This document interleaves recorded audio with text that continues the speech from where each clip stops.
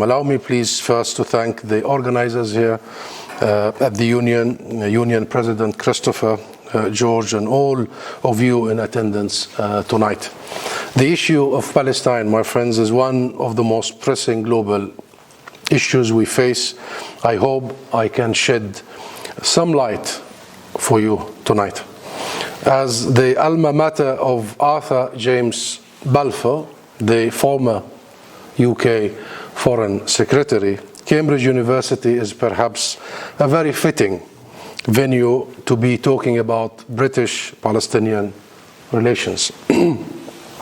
And a reality today that is the result of the declaration that bears the Balfour's name. So let me start by saying that compared to the decision that saw the British Empire promise European Jewry a homeland in Palestine without consultations with or considerations for Palestine's indigenous population, relations have improved thus far through the years. A low bar indeed, perhaps, but it is good to start with something positive. That is by no means to suggest that relations are ideal. I cannot say that. I would argue that the UK has missed many opportunities to correct that historic mistake that has led to 100 years of ongoing suffering and lack of solutions. Has missed an opportunity to actually help resolve the Palestinian issue. In 1999, it was 5 years since the signing of the Oslo Accords that was supposed to see a two-state outcome, a state of Palestine emerging after an interim period. The UK could have, by the end of that interim period, recognized a state of Palestine. It didn't. In 2012, when we went to the United Nations and secured support from for statehood in the UN from 138 countries, the UK, alas, abstained. In 2014, the British Parliament voted to recognize the state of Palestine on the 1967 borders, but this did not, unfortunately, translate into government action or policy. And mind you, that the British Parliament is not a charity. That is the house, the place that represents the will of the British people. Finally, there was an important opportunity in 2017 on the centenary of the Balfour Declaration. The Balfour Declaration was issued in 1917. 2017 was 100 years since that declaration. It was such an opportunity for the United Kingdom to show its commitment to international law and global justice. That too was passed up, my friends. In fact, rather than expressions of apology or regret, redress and resolution, the Balfour Declaration was celebrated. Remarkable reality. It is absolutely remarkable. Equally remarkable is that since then, policies have not improved. In 2021, the UK abstained on a UN vote on the status of East Jerusalem, contrary to established policy at the time for many decades. Historically, there had never been any issue in London about declaring East Jerusalem as occupied territory, because it is, and rejecting Israel's annexation of the East Jerusalem part, Israeli settlements there, and attempts at altering the status quo. I must say that abstention, which has never happened before, was justified because of the language, but we did not see it as a policy that would take us forward. This very year, the UK voted against a motion at the UN to seek an advisory opinion from the International Court of Justice on Israel's occupation. Again, remarkable, but instructive. Instructive because the only thing that has happened over those years is an increasing consolidation of Israel's hold over occupied territory, primarily in the physical shape of settlements, but also in its politics.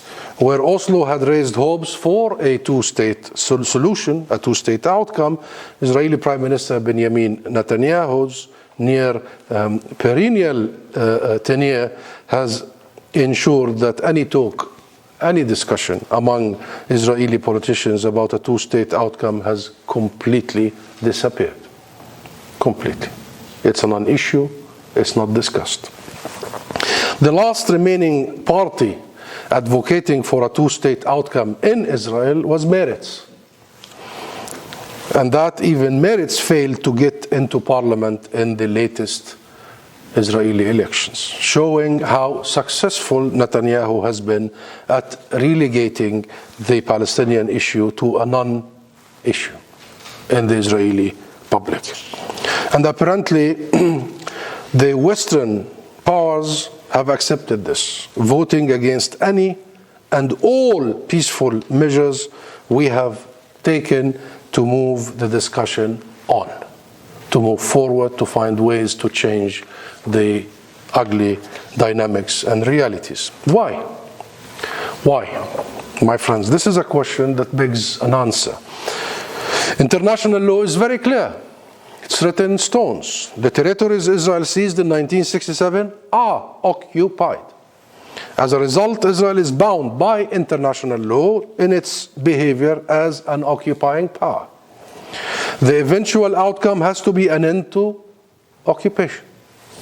The cornerstone of international law, the way major world powers decided to try to prevent future wars after the horrors of the World War II, the cornerstone of that is the inadmissibility of acquiring territory through force.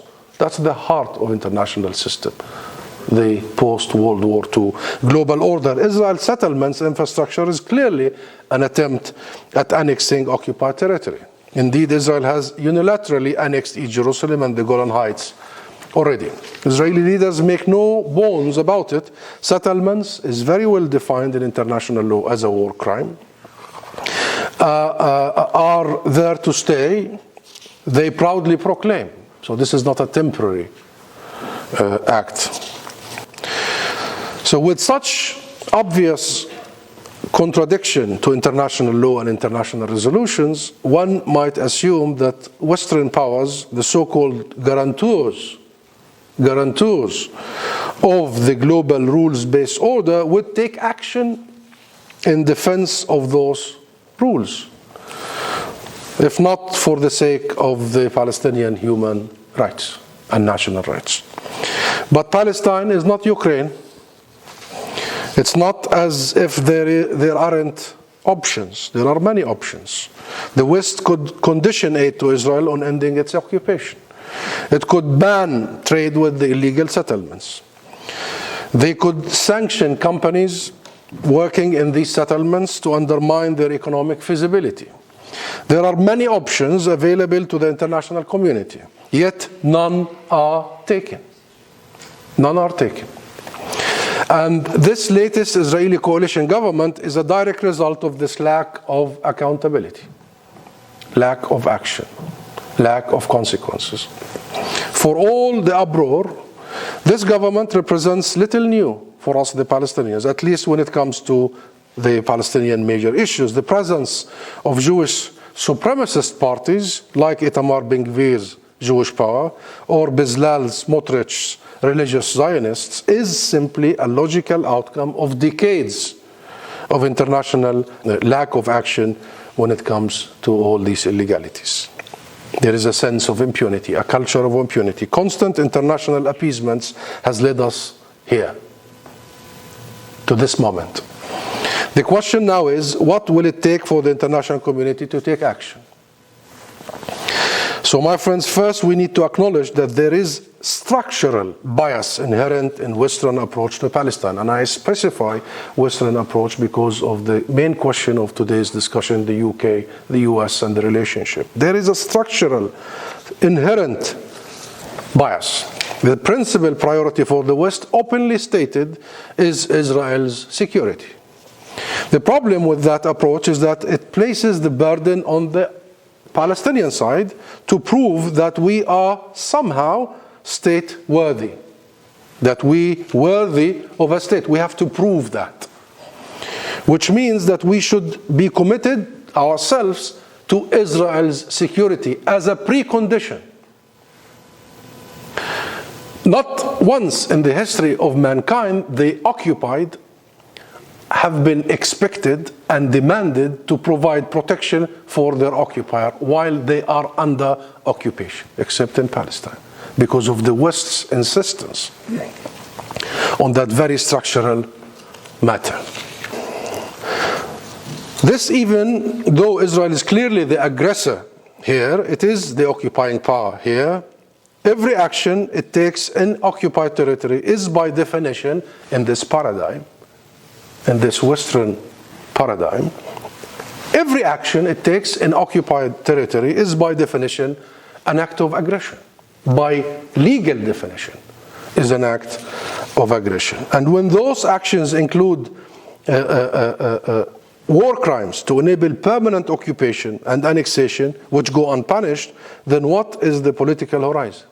To borrow a phrase from US Secretary of State Tony Blinken, who just visited us recently and said that the scope of hope for the Palestinian people is shrinking. And he's right there. Where do we turn? We remain committed to an outcome that is underpinned by international law. We do. That is the two-state solution. We remain committed to international resolutions. But the international community has time and again let us down. That's the bare truth.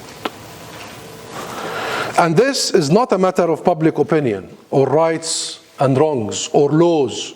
All these are widely settled. I am absolutely inspired by the knowledge, the depth of knowledge among the student body in Cambridge. Everywhere I was at the LSE, 3 different universities only last week. Everywhere I go, people know. So don't tell me this is about ignorance. People know. The public has information. International law is clear. There is no blurred, unclear provisions of international law. There is widespread global grassroots support for the Palestinian cause. Widespread. What I've seen in the streets of London in 2021 during the Sheikh Jarrah events has got even me by surprise. Hundreds of thousands of people in the streets of London in support of the rights of the Palestinian people.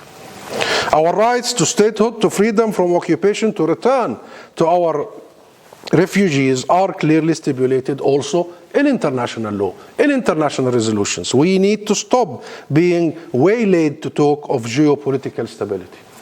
And this is a key point I want to make today. We always talk about geopolitical changes, considerations. The problem in Palestine, my friends, is that the geopolitical environment is too stable. Too stable. No matter who is in office, be it in Israel, be it in the UK, be it in the US, the geopolitical environment is too stable, unable to free itself from an addiction to Israel's security that skews the debate away from the rights. Our rights as a nation, our right of self-determination, our right to have a state of our own, our right as refugees to be redressed justly in accordance with international law. The Palestine issue will only be resolved once Palestinian rights are upheld. This should be the framework. This should be the beginning of the discussion. And the UK's and the West in general commitment to an international rules-based order, and with it the West's credibility on the world stage, hinges on its willingness to apply international law equally to all. Equally to all. And that's why people are content everywhere.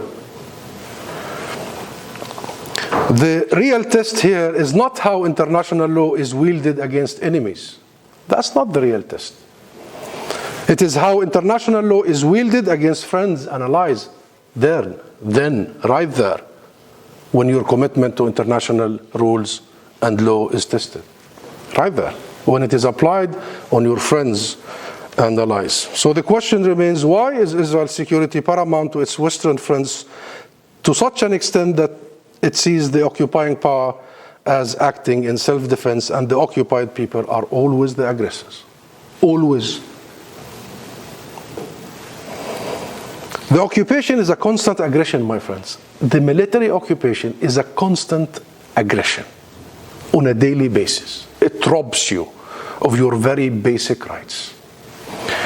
And yet Israel is at most seen as acting with excessive force. So it is the right of self-defense, but sometimes by Western media, Western politicians, Israel uses excessive force. Why does this security consideration trump considerations for international law and international justice? And why is this bias allowed to snuff out chances for peace and justice? These are the real questions I want to pose rather than the answers. Thank you. Thank you very much.